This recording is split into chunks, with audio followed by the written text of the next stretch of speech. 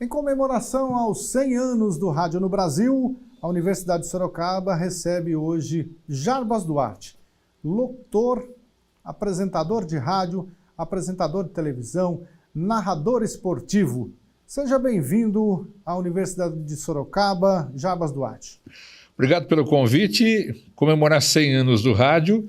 Eu fiz boa parte disso, né? Estou chegando a 40 anos de rádio. E é realmente um prazer poder participar desse projeto de vocês. Jarbas, conta um pouco pra gente do início da sua carreira. Como é que o Jarbas Duarte se apaixonou pelo rádio? Como é que você entrou? Primeiro dia eu vou falar no rádio. Como é que foi isso? Eu sou um cara de Cesário Lange, interior de São Paulo.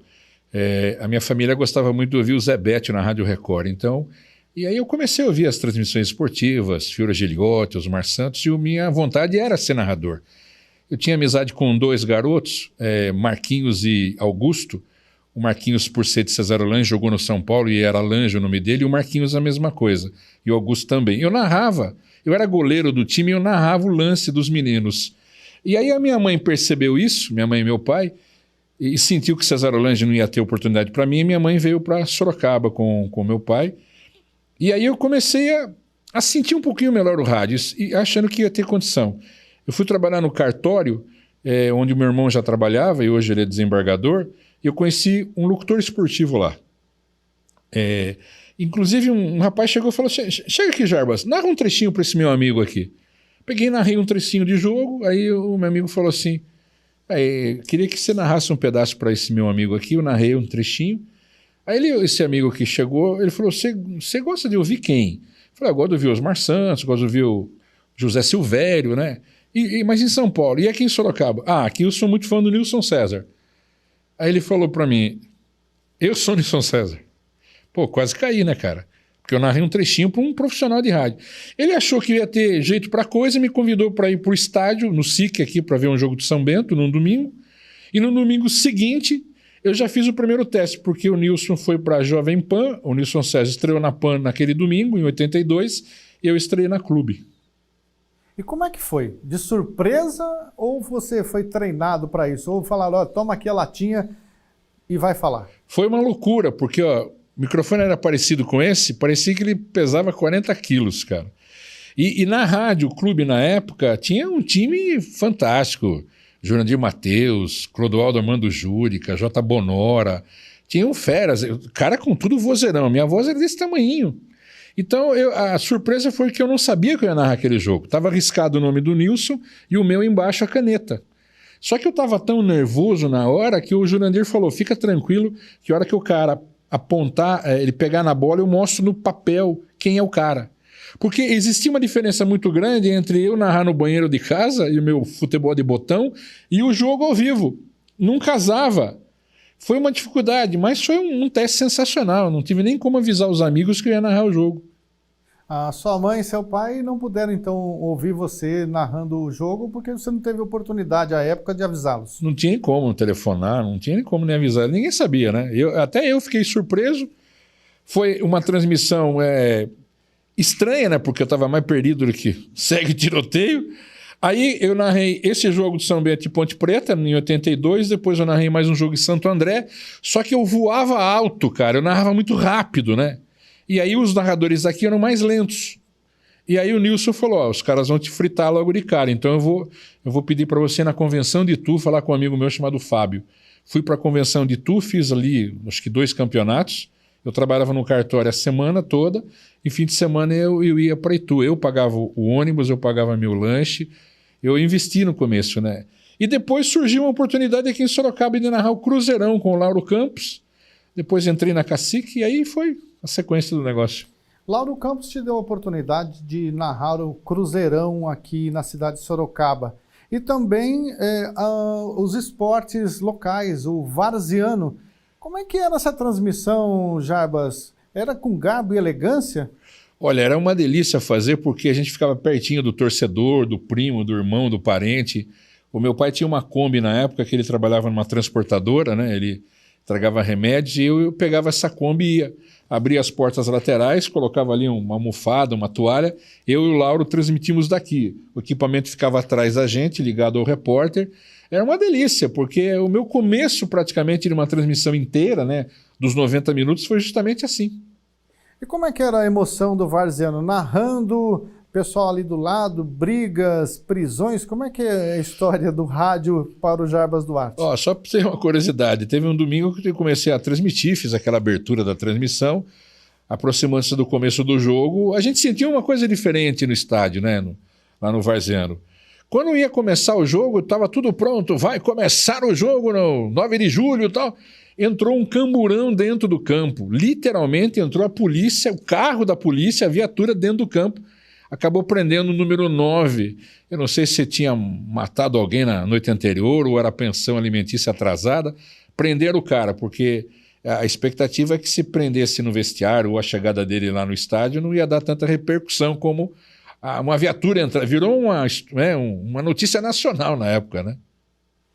Você sempre gostou de esporte, dá para anotar aqui nas suas palavras, mas você também foi um locutor de estúdio, ou seja, anunciava músicas, lia notícias. Como é que foi essa história da sua entrada na Rádio Cacique FM? Olha, eu fui pioneiro no FM de Sorocaba, e inclusive em alguns programas que eu posso até contar aqui. Quando eu fui gravar uma chamada no estúdio da Rádio Cacique, com o Júnior Bismarck, que na época era o coordenador, então eu estava lá no estúdio, tinha um texto, eu falava, neste domingo, o São Bento... Eu ia fazer uma chamadinha para a rádio. Aí o Júnior falou, Jarbas, você não quer trabalhar no FM, ser locutor de FM? Eu falei, pô, nem tenho voz para isso, Júnior.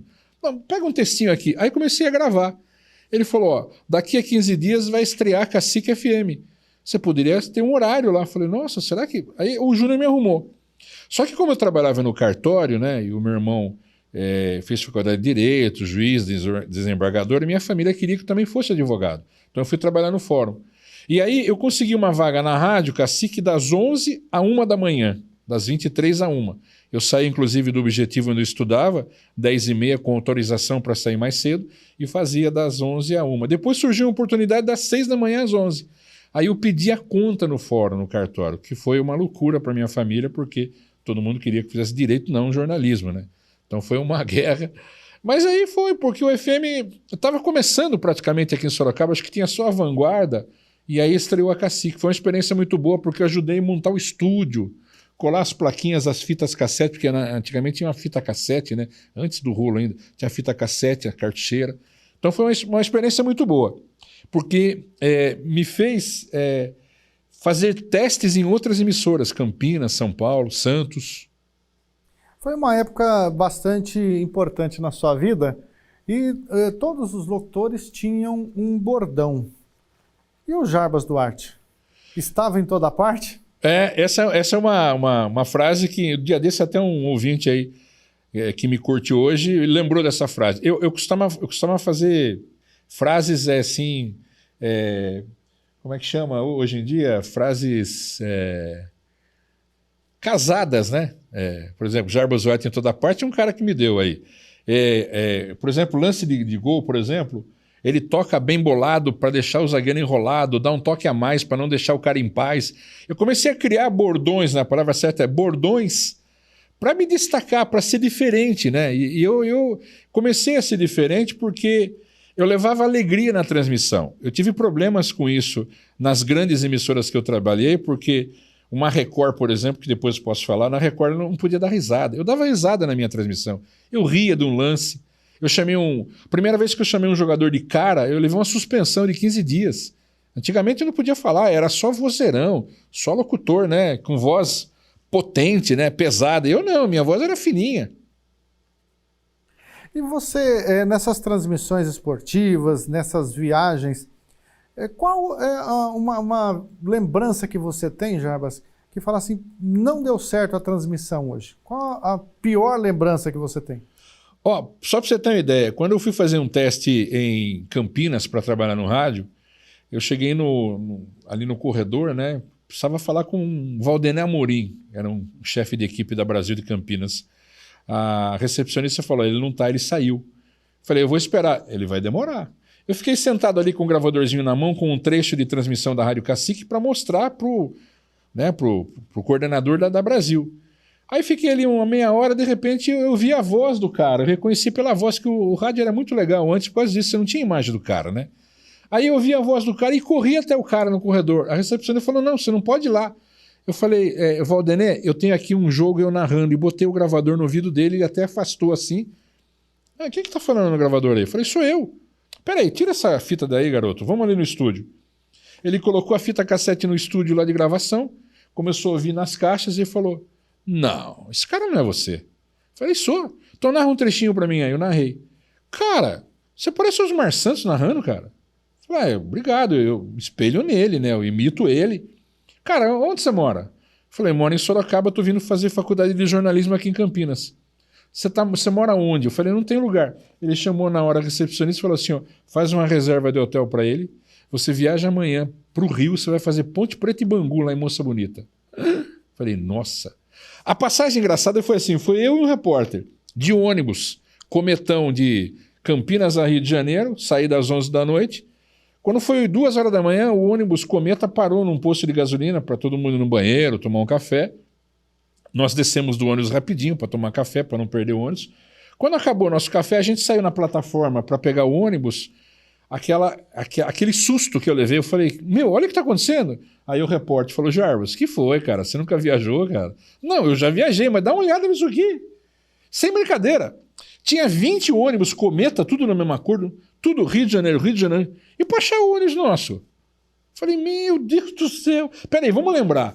Ó, na frente da gente, 2 poltronas antes do motorista e uma japonesa. Vamos entrar ver se acha a japonesa.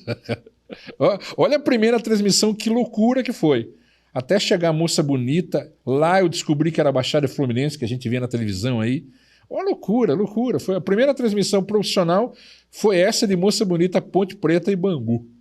Nas transmissões esportivas, principalmente do rádio, há muitos problemas de transmissão. As pessoas que estão no campo se arrastam, tropeçam nos fios. Em cabine de locução, você narrando o jogo, já teve alguma situação que você ficou irritado? Por exemplo, um choque na boca, coisa parecida? Em Campinas teve um lance desse, um locutor que estava narrando, ele estava chovendo muito, ele estava narrando, lá vem a Ponte... O microfone igual esse aqui, só que ele colava muito a boca. Lá vem a Ponte Preta pela dele. Eu tomei um choque na boca. Que chovia muito. Comigo aconteceu assim, eu fui para Aracaju, eu acompanhava a Ponte Preta no módulo amarelo do Campeonato Brasileiro. Então era Cuiabá, Campina Grande, lugares longínquos das capitais, né? Totalmente fora do eixo, né? Eu fui para Aracaju fazer CSA e Ponte Preta, e eu fui o narrador, o comentarista, o repórter e o operador. Eu que instalei todo o equipamento. Faltava mais ou menos uns 5 minutos para começar a abertura da transmissão, para você ter uma ideia. Eu peguei aquela régua, você coloca as tomadas, coloquei lá era tudo 220. Eu coloquei a tomada lá, liguei, e a tomadinha estava na minha mão com um parafuso solto embaixo. Eu tomei o choque dos 220, eu fui jogado para trás 5 minutos antes de começar a jornada. Então você imagina, entrou aquela musiquinha, eu consegui sentar na cadeira de frente para a cabine, para o estádio, né, programado. Começou a transmissão, entrou a minha vinhetinha lá, Jarbas Duarte. Eu falei, sou eu. Cara, parecia que eu estava bêbado. O choque foi tão grande, eu não sei se quem está vendo aqui levou algum choque alguma vez de 220. É absurdamente, parece que paralisa o corpo da gente. Eu entrei com a voz trêmula, falando meio, parecendo que estava embriagado. Foi uma loucura isso aí. Na rádio ninguém percebeu. Uma outra coisa, eu fui transmitir um jogo pela Rádio Record no sábado em Salvador, e no domingo eu ia fazer um posto no Maracanã, Fluminense e Portuguesa. Eu cheguei 11 horas da manhã no aeroporto, peguei um táxi, eu cheguei na porta do Maracanã, era quase meio-dia, eu falei, não almocei ainda, né? Acho que eu vou almoçar. Aí falei pro taxista, você pode me deixar num restaurante? Ali perto do Maracanã tem uma avenida, tem uma churrascaria chamada Cruzeiro do Sul. Fui lá, almocei sossegado, tranquilo, saí na porta da churrascaria, era 1 hora, a minha abertura era 2h30, ia ter tempo, né? O Maracanã ficava assim bem perto, assim, dá para ver, inclusive, a estrutura do Maracanã. Eu peguei um táxi, era um Gol, né? Aqueles caras amarelos. A hora que o motorista de táxi abriu a porta, eu fui colocar minha mala, ele falou, você se incomoda se sentar na frente porque o meu banco está quebrado. Peguei a minha mochila com jaqueta, equipamento, fone de ouvido, microfone, tudo e coloquei atrás. A hora que eu sentei no banco da frente, o táxi começou a andar e ele virou à direita. Eu falei, mas o Maracanã está aqui. Ele falou, não, eu quero trocar o caminho porque está trânsito. Quando eu olhei para cá, mas trânsito da onde? Ele enfiou o revólver aqui. Então eu fui assaltado por um motorista de táxi, que não era motorista de táxi, ele tinha assaltado um taxista e começou a fazer as corridas e assaltando todo mundo, e o próximo era o Jarbas. Eu consegui chegar até uma delegacia, a viatura me levou até o Maracanã, não tinha credencial, não tinha carteira, não tinha nada. Só tinha a passagem de volta aqui no bolso de cima, que eu tirei para ver a propaganda e ficou. Então eu tive que, para transmitir aquele jogo, pegar um microfone da Rádio Globo, um fone do ouvido da Tupi, um cabo da Tamoio para conseguir transmitir. E o ladrão taxista, ele falava, você não vai reagir, cara? Eu não usei uma bala hoje. Pô, cara, é a minha chance de ser famoso, porque a Tupi São Paulo não é tão famosa, mas a Tupi do Rio, sim. Então ele falava, pô, se eu matar um locutor esportivo da Rádio Tupi, eu vou ficar famoso no Brasil todo. Foi um sufoco isso aí, viu? Não é uma boa lembrança, né?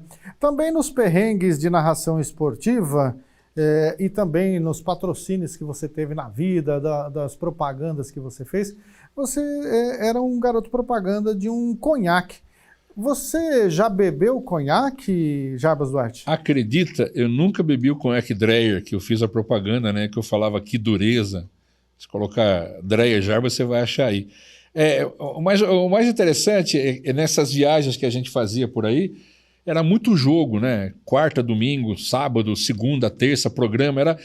Eu tive muita dificuldade. Trabalhar no rádio, sabe, ter essas oportunidades que eu tive, elas são bem pequenas perto de um outro desafio que eu tinha. Em São Paulo, de manhã faz calor, à tarde faz frio, à noite faz calor, frio.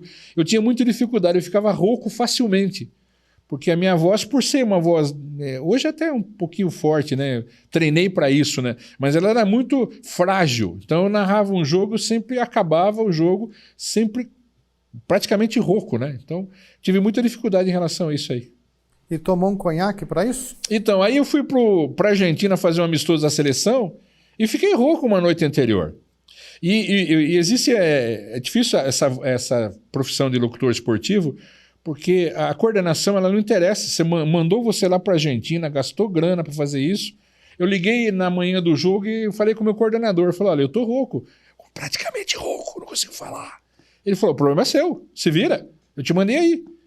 Eu devia ter umas 8 horas para me recuperar. Aí um outro locutor falou, toma um conhaque aí, cara. Mas eu nunca bebi conhaque na vida, bem antes de gravar o comercial até, né? Aí misturei um pouquinho de conhaque com limão e fiquei estranho. Eu não bebo, não sou um cara que não bebo e não fumo, e eu fiquei bem estranho, né? Não sabia nem como. Praticamente igual uma viagem que eu fiz para o Equador, onde lá a altitude, né? A altitude dela mexe com quem transmite e quem joga também, né? Que você se sente estranho pra caramba. Muito bom. Também em cabines esportivas, em estúdio de rádio, sempre há um companheiro que gosta de fazer uma sacanagem. Tem alguma história dessa, Jarbas, para contar aqui nesses 100 anos do rádio no Brasil para a Universidade de Sorocaba? Olha, eu estava narrando um jogo, eu ainda sou da época, viu, que não tinha Sport TV, não tinha TV a cabo para transmitir, então era o jogo mesmo. Então, só para você ter uma ideia, nós íamos para Marília, transmitir Marília e Corinthians. Saiu um gol, você falava que foi o Jô, mas na verdade não foi o Jô, você acabou errando. E no outro dia, a Gazeta Esportiva colocava o nome verdadeiro do jogador. Então, entre a transmissão e o que era real, a gente brincava muito, né? Por exemplo, a Rádio Record, ela comandou muito uma equipe fortíssima. Então, às vezes eu cheguei para Ribeirão Preto sozinho, só a Record transmitindo. E sabendo que outras emissoras faziam escuta da gente. Então a gente dava o público errado para ver o que acontecia, né? Porque o jornal também não mandava ninguém, só fica fazendo rádio escuta. Então a gente brincava pra caramba. Uma vez em Santo André, eu percebi que o meu repórter... A gente trabalhava com 2 repórteres, um em cada atrás do gol, né? Um em cada lado. E eu percebi que o meu repórter do lado direito, ele estava conversando com uma repórter da TV Globo. Estava concentrado ali a conversa com ele, e eu narrando. Lá vem o Santo André, bola solta. Aí eu percebi que ele estava desatento. Só que a bola estava aqui, no campo de defesa. Eu fiz de conta, eu narrei um lance que não tinha. Domina o Santo André, foi para a entrada da grande área, vai, né? E ele, desesperado, querendo saber onde a bola estava. E como não tinha imagem de TV, você brincava muito com isso. Vocês, com essa mensagem, traz para a gente o que o rádio representa na verdade, que é algo que as pessoas imaginam que está acontecendo e nem sempre é. Na narração esportiva, você já narrou algum lance que não existiu, ou não viu algum gol, por exemplo? Várias vezes aconteceu isso comigo. Só para você ter uma ideia, o off-tube, que hoje é uma coisa normal, né? Antes, muitos locutores, eu conheço 2 ou 3 que se negaram a fazer a transmissão do off-tube e foram mandados embora. De rádio grande, de Bandeirantes, de Record. A Rede Brasileira dos Esportes encabeçava 500 emissoras do Brasil com o comando da Tupi. E a Tupi, ela narrava de uma casa. Em algumas viagens a gente não fazia o off-tube, que é ver o jogo pela televisão e narrar aqui. Né? E aí o que aconteceu? Era repórter, comentarista, um do lado do outro. E às vezes o cara vinha trazer água. Uma vez ele tropeçou na tomadinha e tirou a TV do ar. Né? Desligou a televisão que a gente estava assistindo para narrar. Eu lembro que até voltar à televisão, porque o canal a cabo, na época, um tempo atrás, se você desplugasse o canal a cabo da tomada, ele desprogramava, lembra disso? E aí levava o quê? Uns 5 minutos. Aí o que eu fazia? Eu continuava narrando como se nada tivesse acontecido, tinha sempre um fone de ouvido numa outra rádio, eu fazia escuta e dublava o locutor até voltar o canal lá para a gente ver. Isso é a magia do rádio. Agora, você falou vários perrengues acontecidos aí em grandes emissoras. E em Sorocaba, teve muito perrengue para fazer viagem e narração esportiva? Nossa, tinha muito, porque quando você chega no estádio, por exemplo, vamos imaginar, vamos pegar um menor aí, estádio do Canindé. As rádios, Globo, Jovem Pan, Bandeirantes, Transamérica hoje, por exemplo, cada um tem a sua cabine. Aí quando você chega com uma rádio do interior, não tem cabine. É uma dificuldade, né? Você vai para um Maracanã, por exemplo, como eu fui várias vezes com a Cacique, né, como rádio de Campinas, nunca tem cabine. E aí o que acontece? Sempre tem um cara que organiza isso. Aí você chega pro cara, eu sou da Rádio Cacique de Sorocaba, onde que está a linha de transmissão? Porque hoje com esses equipamentos modernos, é só dar um clique que você consegue falar com a sua rádio. Eu, nessas viagens que eu fiz aí pelo módulo amarelo, eu instalava o equipamento, colocava o fone de ouvido, né? O fone de ouvido era o RX, né? Que era um cabinho que você colocava, e o TX era a transmissão e retorno. Então você ouvia, você pegava o microfone, ligava ele e falava alô Embratel, alô Embratel. Então, por exemplo, se eu estivesse em Fortaleza, por exemplo, eu falava com Fortaleza, falava com Rio de Janeiro. Aí o cara entrava no fone, aqui em Rio de Janeiro, Embratel, Rio de Janeiro. Eu preciso falar com uma rádio de Sorocaba, Cacique. Só um minutinho. O Rio vai falar com São Paulo vai falar com Sorocaba. Era uma loucura, levava quase 40 minutos para você conseguir falar com sua rádio. E aí o que eu fazia? Cara de rádio, operador para sacanear, pelo menos quando eu fazia, eu falava assim, alô São Paulo, alô São Paulo, alô São Paulo. Aí entrava um cara no fundo. Alô São Paulo, alô São Paulo. Pô, tem um cara falando comigo aqui. Alô, quem é que tá falando aí? Aí entrava, quem é que tá falando aí? Não, aqui é o Jarbas. Quem é que tá falando aí? Aí entrava, quem é que tá falando? Quando eu falava alô São Paulo, lá na rádio, no estúdio, eles gravavam. E eu, quem tá falando aí? Então eles soltavam a gravação de volta. Então eu falava comigo mesmo para sacanear. E quando eu conseguia falar com o cara, o operador da rádio, por exemplo, o Luizinho aqui da Cacique. O cara, Luizinho, consegui falar com você. Olha que dificuldade que era isso antes. E fora que operador de rádio também não é gente, né? Nossa, cada uma. Jarbas, você passou por vários perrengues, mas também teve bastante ajuda. Qual foi o momento que você falou assim, eu me sinto importante hoje, quando você teve a ajuda de uma pessoa importante? Eu transmiti Fórmula 1. Eu fiz algumas viagens pela Tupi e pela Record. A maioria foi pela Record. Eu acompanhei 2 anos de Ayrton Senna, então fui privilegiado de ver pessoalmente. Não digo ser amigo do cara, mas dele saber quem sou eu. O Barbosa Filho, que era o chefe da equipe da Record, ele sempre me disse assim, Jarbas, você vai levar dinheiro para a viagem, a transmissão, né, a cota de transmissão, os direitos já estão pagos, só que eu não tenho como te dar dinheiro para você ou reservar um hotel. Porque quando você chega em São Paulo, por exemplo, para a Fórmula 1, tem trocentos hotéis. Essas outras cidades do mundo aí da Europa não tem tantos hotéis, né? E são caríssimos, né? E a grana que eu levava não era para pegar um hotel 5 estrelas, mas sim um 2, um 3, né? Naquela época ainda tinha essa determinação das estrelas, né? E aí o Barbosa falou para mim, Jarbas, o dia que você tiver dificuldade, você procura o Galvão Bueno. Eu falei, tá, beleza. Como é que eu vou chegar no Galvão Bueno? Cara, faz essa experiência. Tá bom. Aí uma das viagens já estava rodando na cidade, tentando achar, acho que foi em Budapeste, estava tentando achar um hotel e não conseguia. Aí o meu táxi entrou numa ruazinha bem pequena, estreita, que era o fundo, né, os fundos de um hotel. E eu vi uma van da TV Globo, com o logo da TV Globo no painel, assim, no painel, né? Falei, peraí, eu vou fazer esse teste hoje, cara. Não tem hotel, não tem onde ficar. Entrei pelos fundos do hotel, cheguei no mezanino, eu vi o Galvão Bueno, estava lá o Reginaldo Leme e também o Ayrton Senna, e mais 2 pilotos também que estavam lá. Um deles mais no canto, porque naquela época tinha Alain Prost e Nigel Mansell. Os dois estavam juntos que iam sair para conversar com o Ayrton Senna. Olha que coisa doida, né? A gente vê a corrida e não imagina a amizade que esses caras têm, né? Então lá, Galvão Bueno, Reginaldo Leme e Ayrton Senna na parte de cá, da frente do mezanino. Eu subi a escada, 2 degraus, e falei, ô Galvão... Aí ele começou a falar inglês comigo e falou, eu sou brasileiro, Galvão. Fala, garoto, o que você precisa? Eu trabalho com o Barbosa Filho, ele é meu chefe. Puta, Barbosa Filho. O Barbosa que colocou o Galvão Bueno na Gazeta como rádio escuta. Então tinha uma gratidão grande, né? Eu falei, ele estava no mezanino, eu falei, eu preciso de um quarto para passar a noite, cara. Ele chamou um gerente do hotel, na hora arrumou. Daquele dia eu fui para o autódromo com ele de helicóptero, pra você ter uma ideia. A volta para o Brasil, o Ayrton Senna tinha um escritório, um prédio praticamente em Santana. Nós viemos de Cumbica até Santana, né?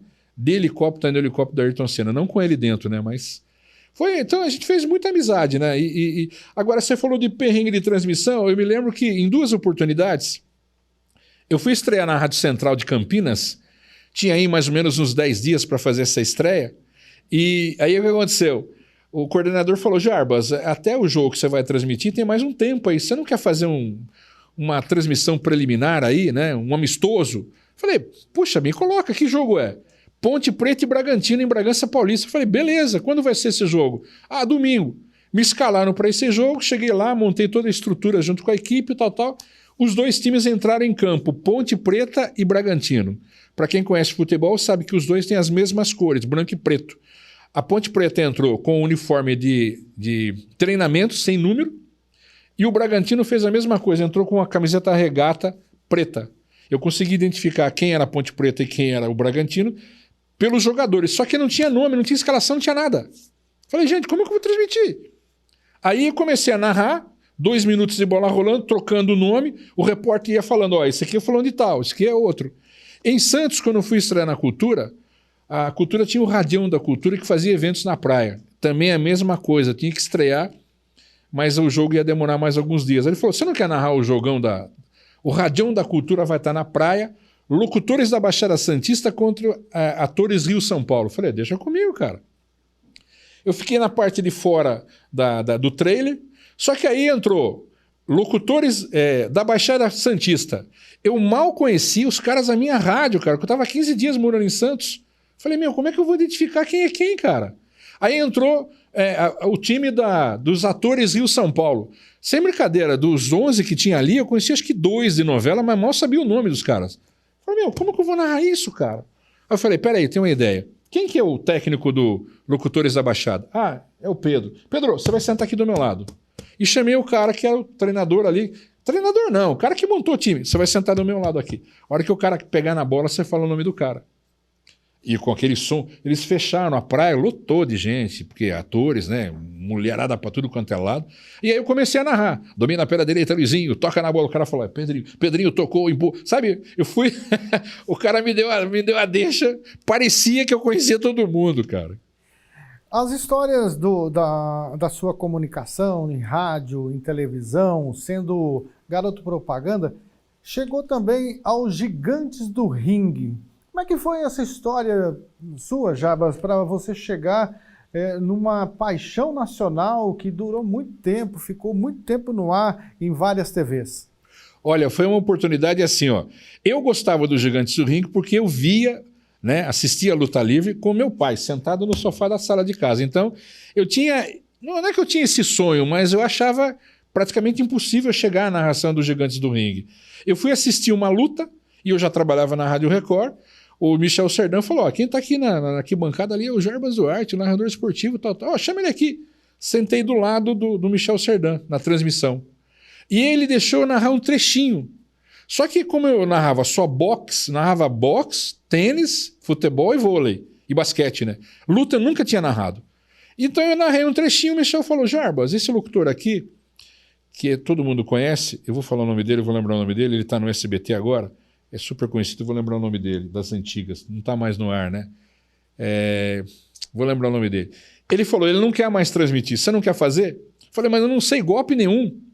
Não, é o que eu preciso. Eu falei, você está louco, meu? Então o que eu comecei a fazer? Eu peguei palavras e comecei a juntar. Por exemplo, sabe quando você não paga um boleto? Liquida a fatura.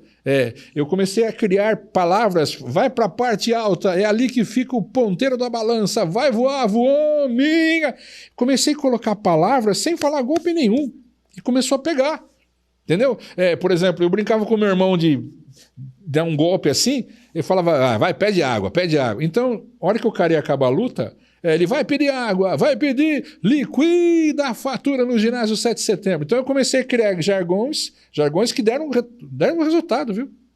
E os resultados não lhe trouxeram nenhum perrengue com alguma briga, alguma pancada dos lutadores? Eu provocava muito esses lutadores, né? O Michel Serdã até falava, Jarbas, quando você chegar para a gravação, eu não vou deixar você entrar no vestiário, porque eles estão combinando os golpes e como você vai narrar, tem que ser surpresa para você.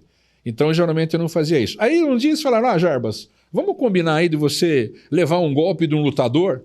Eu gravava comerciais para a Band e aí a gente ia simular que eu estava saindo de uma loja e ia encontrar o Mozart. O Mozart era um cara que tinha raiva de mim porque eu não puxava a sardinha para o lado dele. Quando a gente fazia a abertura da transmissão, eu sempre provocava. Por exemplo, ia lutar Michel Serdã e Mozart. Eu falava para a galera que estava lá no ginásio lotava, eu falava, hoje tem luta, hoje tem Michel Serdã. A galera, contra o Mozart. E ele lá no vestiário, ele ouvia isso, ele ficava pé da vida. Aí nesse dia era para simular ele me dar um soco, ou um murro, ou sei lá, uma queda de braço, né? Ele chegou e bateu e realmente me acertou. Até ele pediu desculpa depois, que ele falou, Jarbas, desculpa, é que eu achei que você... Porque um golpe desses caras aí, para quem é normal, pra gente é forte demais. Então foi até um negócio interessante. Agora, os Gigantes do Ringue eu fiquei por 7 anos, depois surgiu a oportunidade de narrar WWE pelo SBT, morei nos Estados Unidos um tempo, eu fui o primeiro locutor a narrar em português a WWE para o SBT e mais 17 países da África em português. Jarbas, nós temos aqui uma pergunta do nosso amigo, companheiro de trabalho, jornalista e também um admirador dos esportes, Douglas Vale. Jarbas, a história do rádio a gente não pode esquecer de lembrar dos grandes nomes. Eu vou chutar um nome aqui, você falou de um narrador das antigas do SBT, eu vou chutar um nome aqui, não sei se é ele, mas o Luiz Alfredo. Imagino que uma das pessoas que você trabalhou. Lembrando do Luiz Alfredo, que faz falta no rádio, e também de um cara que você se espelhou, que foi Osmar Santos, pai da matéria, infelizmente, já há 28 anos, está fora dos microfones. Que falta faz esses caras para o rádio que nós estamos acostumados a ouvir hoje, principalmente o Osmar Santos? Olha, o Osmar foi meu chefe. Para você ter uma ideia, no domingo de manhã eu narrava um jogo, tipo o Desafio ao Galo lá em Campinas, e eram 3 locutores na rádio, eu era o terceiro, então eu só narrava quando alguém ficava doente ou gripado, porque tinha um narrador para Ponte e um narrador para Guarani. Eu era o terceiro, eu era o stand-by. Só que de manhã eu narrava tipo um futebol amador. Então eu começava às 9 da manhã e ia até quase meio-dia. E aquele dia eu narrei o jogo de manhã e fui para a cabine do Brinco de Ouro, porque ia ter o jogo do Guarani e do Corinthians. Fiquei sentado no cantinho da cabine e nisso chegou o Osmar Santos. Quando eu olhei, foi a primeira vez que eu vi ele pessoalmente, né? Ele era o chefe da equipe do Sistema Globo de Rádio, a Rádio Brasil retransmitia a Globo. Ele chegou na porta da cabine, olhou para o meu coordenador que estava fazendo a abertura e falou assim para ele, o Valdenê, quem é que estava narrando o jogo de manhã? Aí a cabine ficou aquele silêncio. Pô, Osmar Santos está perguntando, o chefe da equipe está perguntando quem que estava narrando cedo. Se eu falar que foi o menino aqui, o Jarbas, com 21 anos, 21 para 22, falar que era ele e foi mal, eu vou queimar o garoto. Aí eu fiquei na expectativa do que ele ia falar. Aí ele falou, o Valdenê falou, Osmar, o que você achou do cara? Dá a sua opinião. Ele falou, cara, esse cara tem que entrar no rodízio dos 3, pelo amor de Deus. Para mim foi... Por isso que a gente tem que fazer tudo na vida como se fosse ou a primeira ou a última, né? Os meus jogos que eu narrava, mesmo que fosse um desafio ao Galo da Vida, parecia que era decisão de campeonato. Jarbas Duarte, você já passou por rádio anunciando músicas, fazendo narração de várzea, desafio Galo, futebol, Fórmula 1, e agora tem um projeto na internet. Qual é a sua visão hoje do rádio nos próximos 100 anos? É tudo isso misturado? O que você imagina para tudo isso? Você fechou, tudo isso misturado, imagem, áudio, né, interatividade. Quando a Record mandou 19 profissionais embora, eu fui um deles, fiquei sem chão. Falei, eu gosto do rádio. O Barbosa Filho, que era o chefe, ele falou, Jarbas, não desmerecendo as rádios que você trabalhou, mas não volta para radinho do interior. Falei, mas é o que eu sei fazer, cara. Eu estou sendo mandado embora da Record, depois trabalhar na Gazeta, depois trabalhar na Globo, vou para onde? Bandeirantes tem equipe. Aí um amigo falou, Jarbas, por que não faz uma rádio na internet? Falei, nossa, mas como assim, cara? Tá começando. 2008 foi isso. Primeira transmissão que eu fiz pela minha rádio Futebol, eu tinha um ouvinte, né, curtindo a transmissão. Era um outro computador ligado na minha sala. Eu estava narrando no meu quarto e o computador, o notebook estava na sala. Foi o único ouvinte. E depois foi crescendo, foi crescendo. Eu acho que hoje não tem mais essa volta. A rádio que não tiver a internet interligada, ela morreu. Que é o que aconteceu com o AM. O AM morreu. As emissoras estão vindo aí para a banda estendida do FM. Em alguns rádios ainda não pegam. O futuro vai ser legal por causa disso, que vai ter qualidade. Mas é tudo que você falou, tudo junto. Se não tiver internet com imagem, transmissão de futebol pelo YouTube, não cola. Nós conversamos aqui na Universidade de Sorocaba, nesses 100 anos do rádio, com o jornalista, apresentador, narrador esportivo, locutor de rádio, Jarbas Duarte. Muito obrigado, Jarbas, e que você tenha muito mais sucesso. Tem 40, que venham mais 40 anos de sucesso. Obrigado. É o que eu torço em relação a isso, da saúde, né, para a gente continuar. O trabalho que eu estou fazendo na internet é bem interativo, né? O aplicativo chegou a 14 milhões de downloads. Hoje eu recebo muitas ligações de companheiros que deixaram o rádio e querem. E eu estou aberto a estágios, eu quero dar oportunidade para as pessoas que querem aprender essa nova ferramenta que é a internet. Mas obrigado aí pela oportunidade.